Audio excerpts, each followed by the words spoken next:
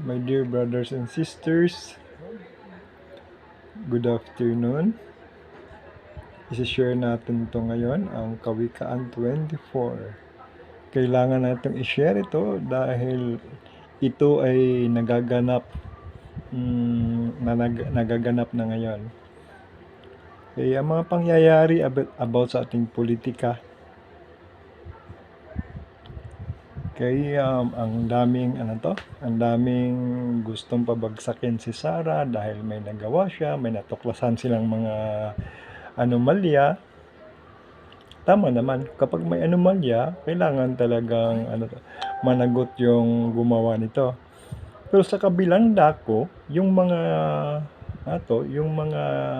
kumo-question kay Sara Duterte, meron namang tinatago about kay Martin Romualdez, yung siniwalat ni Bibi Sara na dalawa lang daw ang naghahawak ng pera sa Kongreso. So, dalawa lang humahawak sa budget, may siniwalat yung karangyaan na pinapakita ni Teacher Stella, si Castro, hindi nakulong. So, ang daming anomalya rin sa kumu-question kay Sara. So, hindi patas ang gobyerno natin ngayon. At ang nangyayari, nang makita nilang parang mabuwal si Sara, tinatawanan nila, kinukutya nila.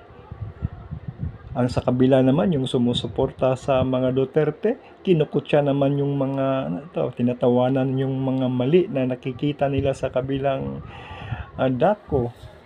So, my dear brothers and sisters, hindi ito ang nararapat. Kaya mag-pray tayo more and more dahil ang nakalagay dito sa Proverbs 24, kapag nabubuwal ang iyong kaaway, ay huwag kang magalak at huwag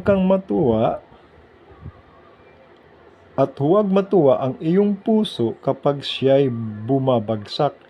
Baka ito'y nakita ng Panginoon at ikagalit niya at kanyang alisin ang puot niya sa kanya. So ito ang nangyayari ngayon. Kaya ang gobyerno natin ay nangangailangan ng prayer natin. Dahil hindi patas ang laro ng ating politika ngayon. Hindi patas. Si Sara na ang kine-question. Samantala sila may hawak